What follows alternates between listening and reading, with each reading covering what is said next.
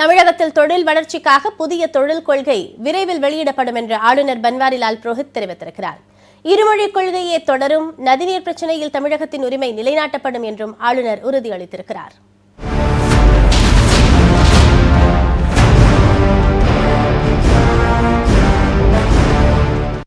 தமிழக சட்டப்பேரவைக்கு விரைவில் தேர்தல் நடைபெறவிருக்கும் நிலையில் இந்த ஆண்டுக்கான முதல் கூட்டம் கொரோனா கட்டுப்பாடுகளை பின்பற்றி கலைவாணர் அரங்கில் தொடங்கியது. அமைச்சர்கள், சட்டமன்ற உறுப்பினர்கள் உட்பட அனைவருக்கும் உடல் வெப்பநிலை பரிசோதிக்கப்பட்ட பிறகே பேரவைக்குள் அனுமதிக்கப்பட்டார்கள். அதைத் தொடர்ந்து பேரவைக்கு வருகை தந்த ஆளுநரை முதலமைச்சர் பழனிசாமி, துணை முதலமைச்சர் பன்னீர்செல்வம் ஆகியோர் வரவேற்று அழைத்துச் சென்றார்கள். காலை 11 மணிக்கு கூட்டத்தொடரை தொடங்கி வைத்து ஆளுநர் பன்வாரிலால் புரோஹித் உரையாற்றினார். அப்போது தமிழகத்தில் கொரோனா தொற்றை எதிர்த்து போராடுவதற்காக முதலமைச்சர், முன்கள பணியாளர்கள் உள்ளிட்டோர் இணைந்து ஒரு அணியாக அயராது உழைத்ததற்கு பாராட்டு தெரிவித்தார். உரிய நேரத்தில் செலவு குறைந்த கடன்களை பெற்று அதன் மூலம் கொரோனா தொற்று நோயின் கடுமையான தாக்கத்திலிருந்து தமிழக மக்களை அரசு பாதுகாத்துள்ளதாகவும் பெருமிதம் தெரிவித்தார்.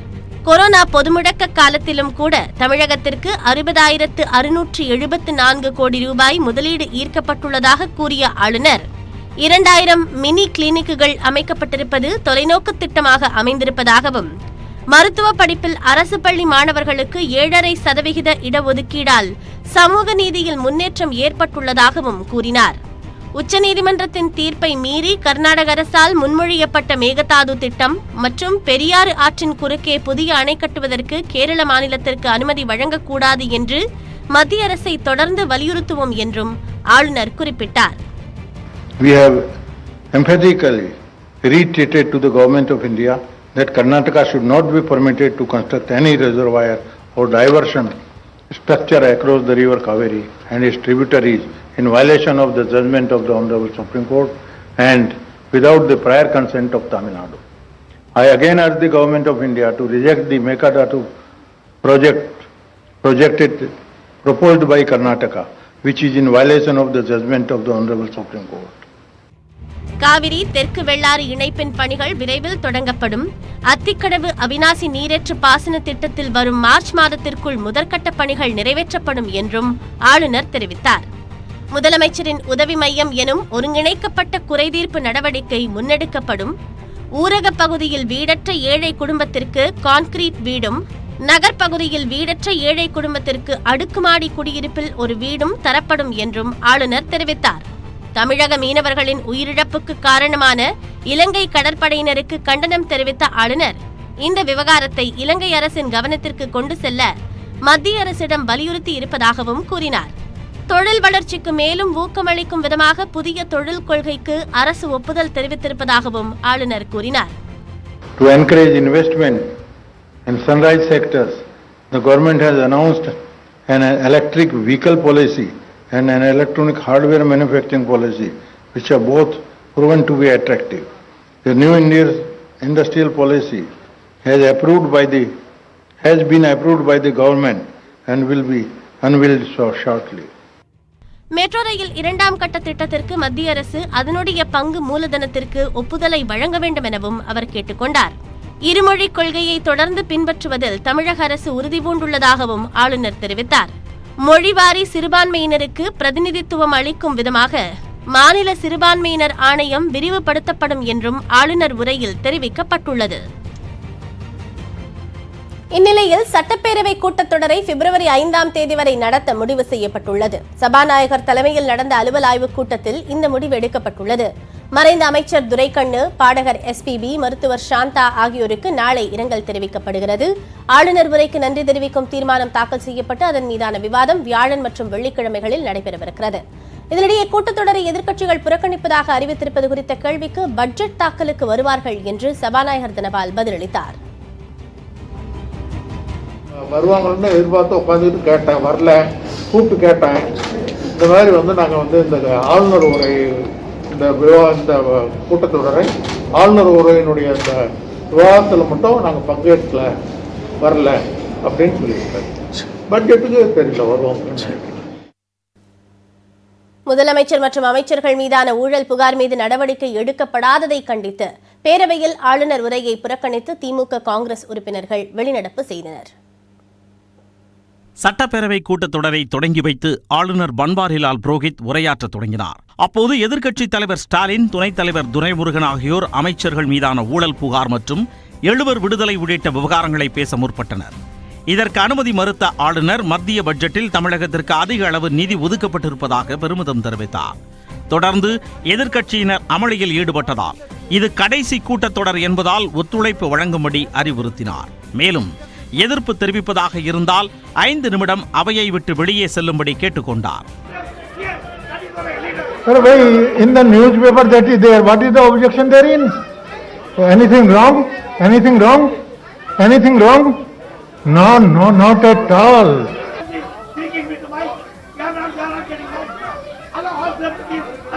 Why? Instead of you can debate now, debate face out everything. Nobody stops you. And I know one thing.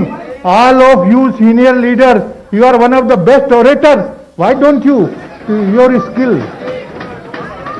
Please, this is my humble request. Please cooperate.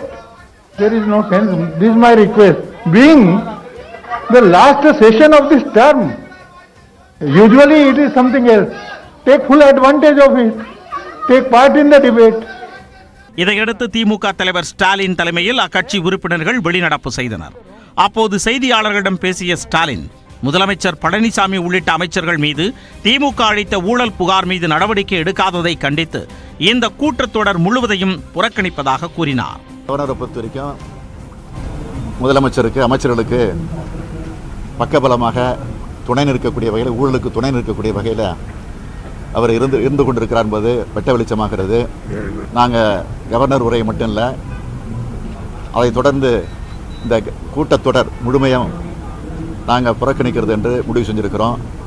காரணம், ஊழல் தாண்டவம் ஆடிக்கொண்டிருக்கிறது. முதலமைச்சர், துணை முதலமைச்சர், அமைச்சர்கள் கொள்ளையடிச்சிருக்கிற பணத்தை கூட்டி பார்த்தீங்கன்னா ஒரு ஆண்டு பட்ஜெட்டே போட்டுற முடியும். கவர்னர் பேசுனதில் எங்களுக்கு ரொம்ப பிடிச்சது, உண்மையானது என்னன்னு கேட்டிங்கன்னா, உட்காருங்க, இது லாஸ்ட் பட்ஜெட்டு, இதுதான் லாஸ்ட், இந்த கவர்மெண்ட் லாஸ்ட் அப்படின்னு சொன்னாங்க. அதுதான் உண்மை. அதை நாங்கள் உள்ளபடியே வரவேற்கிறோம். மதுரையில் எய்ம்ஸ் மருத்துவமனை அமைக்காமல் 6 ஆண்டுகளாக மத்திய மாநில அரசுகள் நாடகமாடுவது போல்தான் நடப்பாண்டு மத்திய பட்ஜெட் இருப்பதாகவும் ஸ்டாலின் விமர்சித்தார். இதேபோன்று டெல்லியில் போராடும் விவசாயிகளுக்கு ஆதரவு தெரிவிக்கும் விதமாக ஆளுநர் உரையை புறக்கணித்து காங்கிரஸ் எம்எல்ஏக்களும் வெளிநடப்பு செய்தனர். விவசாயிகளுக்கு ஆதரவு தெரிவித்து காங்கிரஸ் எம்எல்ஏக்கள் விஜயதாரணி உள்ளிட்டோர் பச்சை நிற தலைப்பாகை கட்டிக்கொண்டு பேரவைக்கு வந்திருந்தனர். மத்திய அரசு விவசாயிகளுடைய குரல் வலையை ஒடித்திருக்கிறது. இந்த நாட்டை ஒரு இருண்ட காலமாக ஆக்கி இருக்கிறது. அதற்கு ஆதரவாக தமிழ்நாடு அரசும் ஆதரவு செய்திருக்கிறது. ஒரு ஜனநாயக அரசு ஆட்சி இருக்குமே என்றால் அவருடைய தலையாய கடமை எதிர்கட்சிகளுக்கு தக்க நேரத்தை கொடுத்து ஒரு சட்டத்தை கொண்டு வருகிற போது, ஒரு மசோதாவை தாக்கல் செய்கிற போது விசாரிக்க வேண்டும். மத கலவரத்தை தூண்டும் பாஜக நிர்வாகி கல்யாண் ராமனை தேசிய பாதுகாப்பு சட்டத்தின் கீழ் கைது செய்ய வேண்டும் என்ற வாசகத்துடன் கூடிய பதாகையை ஏந்தியவாறு எம்எல்ஏ தமிமுன் அன்சாரி வருகை தந்தார். எதிர்க்கட்சிகள் அவையை புறக்கணித்து வெளிநடப்பு செய்த நிலையில் கருணாஸ், தனியரசு, தமிமுன் அன்சாரி ஆகியோர் அவை நிகழ்வில் பங்கேற்றனர். சட்டப்பேரவையின் முதல் நாள் அமர்வில் அமமுக பொதுச் செயலாளரும் எம்எல்ஏவுமான தினகரன் பங்கேற்கவில்லை. மாற்றுத்திறனாளிகள் மற்றும் 80 வயதிற்கு மேற்பட்ட வாக்காளர்கள் விரும்பினால் தபால் முறையில் வாக்களிக்கலாம் என தமிழக தலைமை தேர்தல் அதிகாரி சத்யபிரதா சாஹூ தெரிவித்திருக்கிறார். தமிழகத்தில் சட்டமன்ற தேர்தல் நெருங்கி வரும் நிலையில் அதற்கான ஏற்பாடுகளில் தேர்தல் ஆணையம் தீவிரமாக ஈடுபட்டு வருகிறது. அதன் ஒரு அங்கமாக தலைமைச் செயலகத்தில் தலைமை தேர்தல் அதிகாரி சத்யபிரதா சாஹூ தலைமையில் தேர்தல் வழிகாட்டு குழு கூட்டம் நடத்தப்பட்டது.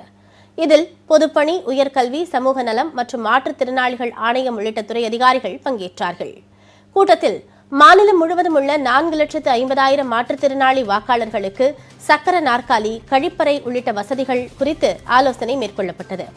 கூட்டத்திற்கு பிறகு செய்தியாளர்களை சந்தித்த சத்யபிரதா சாஹூ, தேர்தல் தேதி அறிவிக்கப்படாததால் அரசியல் கட்சிகள் தற்போது செய்யும் செலவுகள் கணக்கில் வராது என்றார். இப்போ எலெக்ஷன் கமிஷனோட கைட்லைன் என்னன்னாக்கா, ஃபார் த பிடபிள்யூடிஸ் நம்ம போஸ்டல் பேலட் நம்ம கொடுக்கலாம். பட் அது டிபெண்டிங் ஆன் தேர் விஷ். இது கம்பல்சரி கிடையாது, இது ஆப்ஷனல். அவங்க வீட்டிலேருந்து நாங்கள் ஓட் போடணும், அது இது போஸ்டல் பேலட் நமக்கு கொடுக்கணும் சொன்னால் நம்ம ஆர்ஓதுக்கு ஃபார்ம் 12D எல்லாம் கொடுத்துட்டு அது போஸ்டல் பேலட்டில் இஷ்யூ பண்ணுவாங்க. அந்த போஸ்டல் பேலட் வாங்குறதுக்கும் ஒரு குழுவாக நம்ம அது போயிட்டு அது வாங்குவாங்க. மும்பையில் உள்ள பிரபல சினிமா படப்பிடிப்பு தளத்தில் பயங்கர தீ விபத்து ஏற்பட்டது. மும்பையின் கோரேகான் மேற்கு பகுதியில் பிரபல சினிமா படப்பிடிப்பு ஸ்டுடியோ செயல்பட்டு வருகிறது. மும்பையில் பிரபலமான இனோர்ஃபிட் வணிக வளாகம் அருகே உள்ள இந்த ஸ்டுடியோவில் இன்று படப்பிடிப்பு நடந்து கொண்டிருந்த போது எதிர்பாராத விதமாக தீ விபத்து ஏற்பட்டது. இதனால் அந்த பகுதி முழுவதும் கரும்புகை சூழ்ந்தது. 8 வாகனங்களில் சென்ற தீயணைப்பு வீரர்கள் தீயை அணைக்க போராடி வருகின்றனர். இந்த விபத்தில் நல்வாய்ப்பாக யாருக்கும் பாதிப்பு ஏற்படாத போதிலும் பல கோடி ரூபாய் மதிப்பிலான கேமரா உள்ளிட்ட பொருட்கள் எரிந்து சேதமானதாக கூறப்படுகிறது.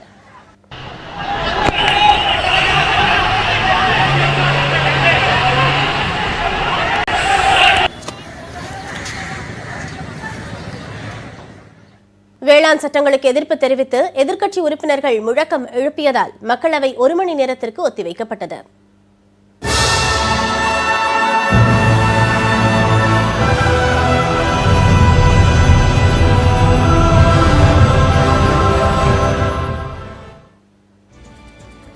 நாடாளுமன்ற பட்ஜெட் கூட்டத்தொடர் கடந்த 29ஆம் தேதி குடியரசுத் தலைவர் உரையுடன் தொடங்கியது. இதையடுத்து மத்திய நிதியமைச்சர் நிர்மலா சீதாராமன் பொது பட்ஜெட்டை நேற்று தாக்கல் செய்தார். மேலும் கொரோனா முன்னெச்சரிக்கை நடவடிக்கையாக காலையில் மாநிலங்களவையும் மாலையில் மக்களவையும் கூட்ட முடிவு செய்யப்பட்டது. அதன்படி இன்று மாலை 4 மணிக்கு மக்களவை கூடியதும் வேளாண் சட்டங்களுக்கு எதிர்ப்பு தெரிவித்து எதிர்க்கட்சி உறுப்பினர்கள் முழக்கமிட்டனர். அத்துடன் விவசாயிகளின் போராட்டம் குறித்து விவாதிக்கவும் முறையிட்டனர். தொடர் அமளி காரணமாக அவைத்தலைவர் ஓம் பிர்லா மக்களவையை 1 மணி நேரத்திற்கு ஒத்திவைத்தார். पर है और जिस पर आप सदन में चर्चा कर सकते हैं, ये तख्तियां नारे लगाने का काम आप सदन से बाहर करें तो उचित रहेगा। सभा की कार्रवाई 5 बजे तक के लिए स्थगित की जाती है।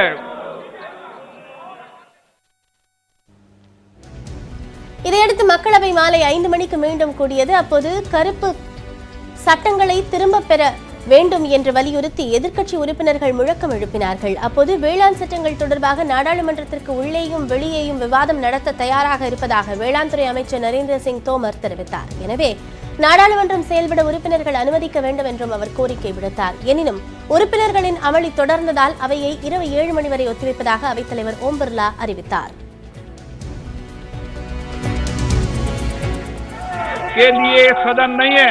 आपको चर्चा वाद विवाद के लिए माननीय सदस्य प्लीज माननीय आप प्लीज सीट पर जाकर बोले। जितनी जोर से नारे लगा रहे हैं उतनी देर से आप जोर से बोलें। सभा की कार्रवाई को 7 बजे तक के लिए स्थगित की जाती है।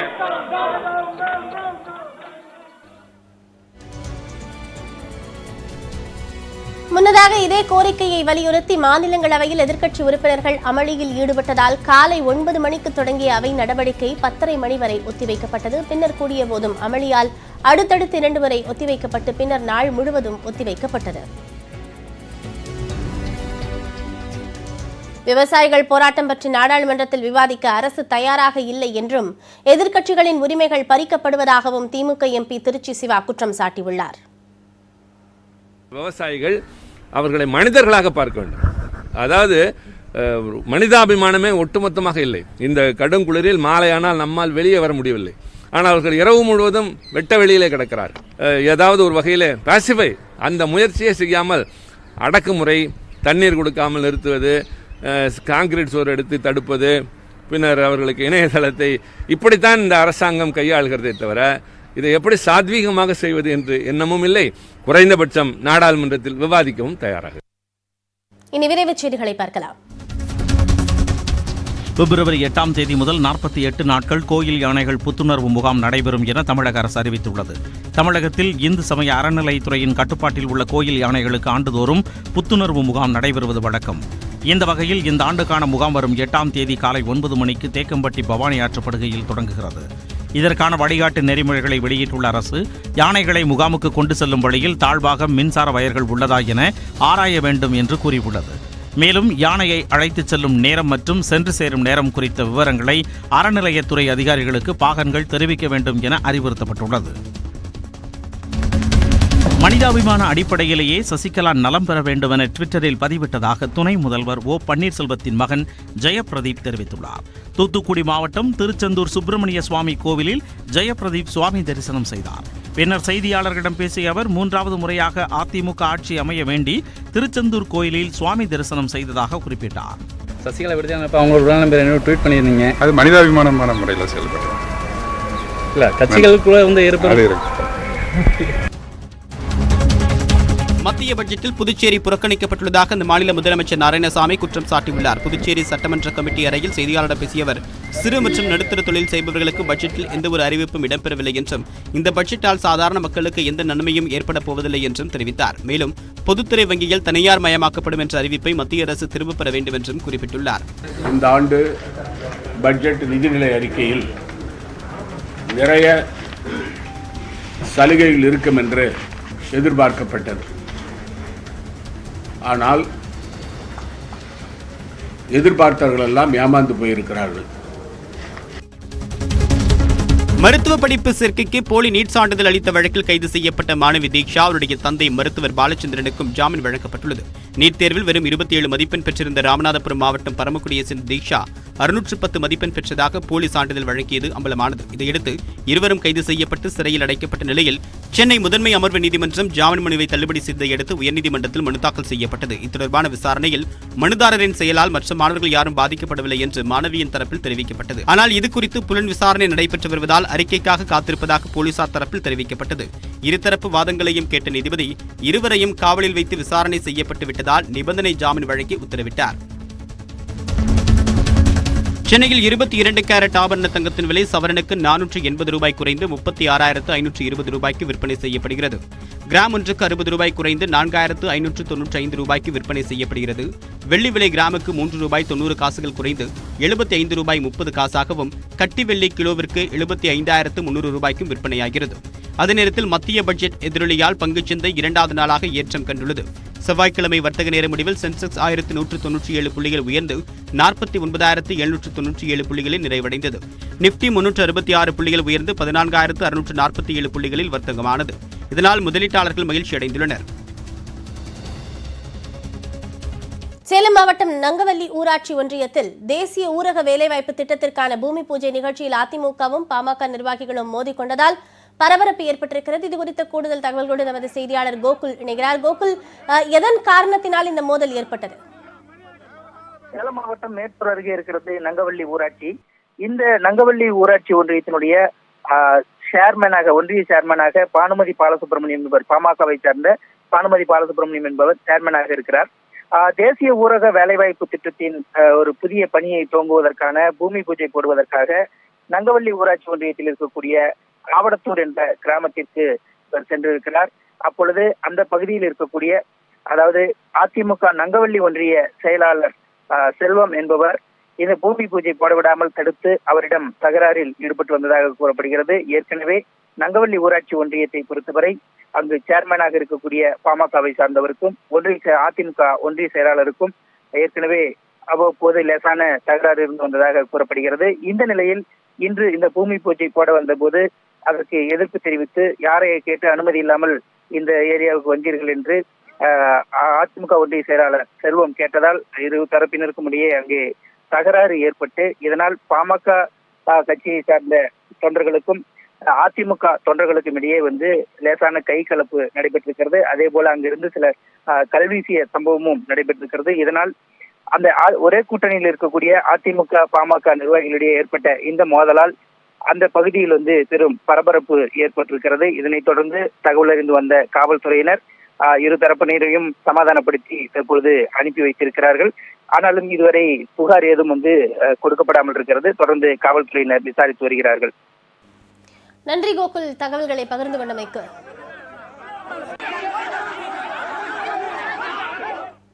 தொடர்ந்து எக்ஸ்பிரஸ் செய்திகளை பார்க்கலாம். இலங்கையில் தமிழ் ஈழம் அமைந்திட பொது வாக்கெடுப்பு நடத்த வேண்டும் என்று உலக நாடுகளின் தலைவர்களுக்கு மதிமுக பொதுச் செயலாளர் வைகோ வேண்டுகோள் விடுத்துள்ளார். ஈழத்தமிழர் இனப்படுகொலைக்கு நீதி வழங்கும் விதமாக ஐநா மனித உரிமைகள் மன்றம் மற்றும் ஐநாவின் அனைத்து உறுப்பு நாடுகளும் சேர்ந்து உரிய தீர்வு காண வேண்டும் என்றும் கோரிக்கை விடுத்துள்ளார். மேலும் ஈழத்தமிழர்களின் தன்னாட்சி உரிமையை ஏற்க வேண்டும் என்றும் இதற்காக ஐநா மன்றத்தின் மேற்பார்வையில் பொது வாக்கெடுப்பு நடத்தவும் வலியுறுத்தியுள்ளார். இலங்கை அரசு நடத்துகின்ற எந்த விசாரணையின் மீதும் தமிழ் மக்களுக்கு நம்பிக்கை இல்லை என்று குறிப்பிட்ட வைகோ, சர்வதேச குற்றவியல் நீதிமன்றம் விசாரணை மேற்கொள்ளவும் இலங்கை சிறைகளில் அடைக்கப்பட்டுள்ள தமிழர்களை விடுவித்து நீதி வழங்க வேண்டும் என்றும் கேட்டுக் கொண்டுள்ளார். நீலகிரி மாவட்டம் மசினகுடி பகுதியில் காயத்துடன் சுற்றித் திரியும் காட்டு யானையை முதுமலை முகாமுக்கு கொண்டு செல்ல வனத்துறை அதிகாரிகள் முடிவு செய்திருக்கிறார்கள். மசினகுடி கிராமத்தில் 40 வயது மதிக்கத்தக்க ரிவால்டோ என்கிற யானை கடந்த 10 ஆண்டுகளாக தும்பிக்கையில் காயத்துடன் சுற்றித் திரிந்து வருகிறது. முதலில் பொதுமக்களுக்கு இடையூறு ஏற்படுத்தாத யானை ரிவால்டோ தற்போது பயிர்கள், வீடுகளை சேதப்படுத்தி வருகிறது. இதன் காரணமாக யானையை பிடித்து முதுமலை முகாமுக்கு கொண்டு செல்ல வேண்டும் என பொதுமக்கள் கோரிக்கை வைக்கின்றனர். அதன்படி கும்கி யானை உதவியுடன் ரிவால்டோவை பிடிக்கும் பணியில் வனத்துறையினர் ஈடுபட்டுள்ளனர். எம்டெக் படிப்புகளுக்கான மாணவர் சேர்க்கையை ரத்து செய்தது ஏன் என புதன்கிழமைக்குள் விளக்கமளிக்க அண்ணா பல்கலைக்கழகத்திற்கு சென்னை உயர்நீதிமன்றம் கெடு விதித்திருக்கிறது. மத்திய அரசின் 50 விழுக்காடு இடஒதுக்கீட்டு கொள்கையை பின்பற்றுவதற்கான நிர்பந்தத்தின் காரணமாக நடப்பாண்டில் எம்டெக் பயோடெக்னாலஜி மற்றும் கம்ப்யூட்டேஷனல் டெக்னாலஜி மேற்படிப்புகளுக்கு மாணவர் சேர்க்கை நிறுத்தப்பட்டிருக்கிறது. இதை எதிர்த்து மாணவிகள் சித்ரா மற்றும் குழலி உயர்நீதிமன்றத்தில் தாக்கல் செய்த மனுவில் 69% என்கிற தமிழக இடஒதுக்கீட்டின் அடிப்படையில் மாணவர்கள் சேர்க்கைக்கு அனுமதி கோரப்பட்டது. இது தொடர்பான விசாரணையில் இத்தனை ஆண்டுகளாக நடத்தப்பட்டு வந்த எம்டெக் படிப்புகளுக்கான மாணவர் சேர்க்கையை திடீரென ரத்து செய்தது ஏன் என எழுத்துப்பூர்வமாக விளக்கமளிக்க அண்ணா பல்கலைக்கழகத்திற்கு உத்தரவிட்ட நீதிமன்றம் விசாரணையை புதன்கிழமைக்கு ஒத்திவைத்தது. ஆப்கானிஸ்தானில் அடுத்தடுத்து 3 இடங்களில் நடத்தப்பட்ட வெடிகுண்டு தாக்குதலில் 2 பேர் உயிரிழந்தனர். தலைநகர் காபூலில் ஜாய்ஷேர் பகுதியில் இன்று காலை தீவிரவாதிகள் வெடிகுண்டுகள் நிரப்பிய காரை நிறுத்தியுள்ளனர். அப்போது பயங்கர சத்தத்துடன் கார் வெடித்து சிதறியது. இதேபோல் அடுத்தடுத்து 2 இடங்களில் வெடிகுண்டுகள் வெடித்ததில் 2 பேர் உயிரிழந்தனர். 5க்கும் மேற்பட்டோர் காயமடைந்தனர். ராணுவ வாகனத்தை குறிவைத்து இந்த தாக்குதல் நடத்தப்பட்டிருப்பதாக உயர் அதிகாரிகள் தெரிவித்துள்ளனர். இந்த சம்பவத்திற்கு இதுவரை எந்த தீவிரவாத அமைப்பும் பொறுப்பேற்கவில்லை என்று அந்நாட்டு அரசு தெரிவித்துள்ளது. மேலும் அண்மைச் செய்திகளுக்கு தொடர்ந்து பாருங்கள் நியூஸ் 18 தமிழ்நாடு.